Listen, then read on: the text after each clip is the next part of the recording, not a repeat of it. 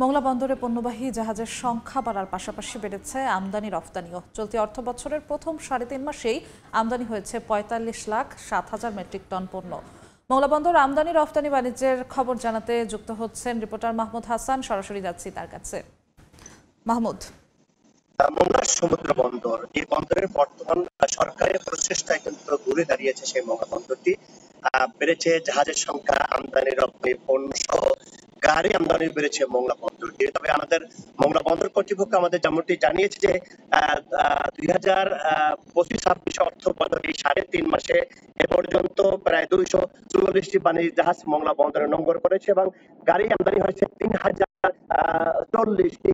এছাড়া কন্টেইনার আমদানি হয়েছে 10,340 এবং পণ্য আমদানি হয়েছে 45,07,000 মেট্রিক টন। কারণ মংলা বন্দর কর্তৃপক্ষ কিন্তু চলতি অর্থ বছরে 90,80,000 মেট্রিক টন পণ্য খালাস করার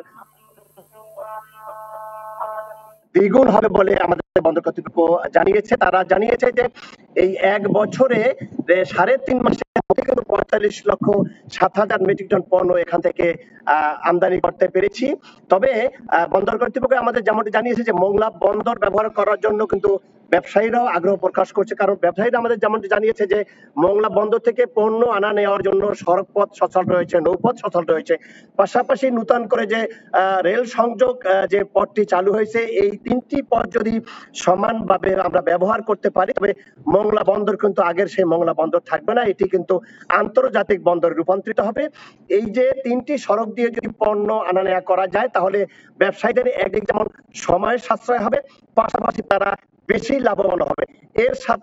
এর সাথেই কিন্তু বন্দরও তাদের যে রাজস্ব তা কিন্তু আয় করতে পারবে। তবে যেই লক্ষ্যমাত্রা তারা অর্জন করেছিল বন্দর কর্তৃপক্ষ, আগামী অর্থ বছরের মধ্যে সেই লক্ষ্যমাত্রা দ্বিগুণ হবে বলে আমাদেরকে বন্দর কর্তৃপক্ষ জানিয়েছে।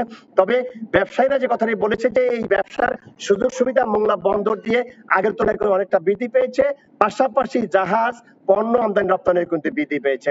তবে এই ছিল আমার কাছে মংলা বন্দর দিয়ে পণ্য আমদানি রপ্তানির সর্বশেষ তথ্য।